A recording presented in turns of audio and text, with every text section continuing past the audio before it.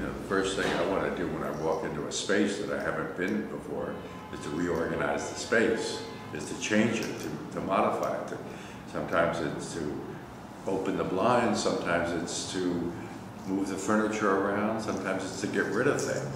So, you think about the spaces that you're in and how you can hopefully improve them. If I could do anything I wanted, I'd do museums.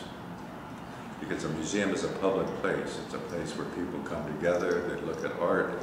There's a one-to-one relationship in terms of the individual to the work of art. But there's also a coming together as a meeting place almost, where people share experiences, talk about them, and enjoy them hopefully, and learn something from that experience.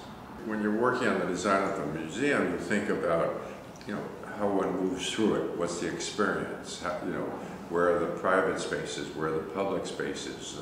What's the relationship between interior and exterior spaces? Not a hermetically sealed experience where once you get inside, the outside doesn't exist. I think the best museums are those in which there's a relationship between interior and exterior spaces, and your eye wanders from focusing on a work of art, but then looking out and seeing the city around you.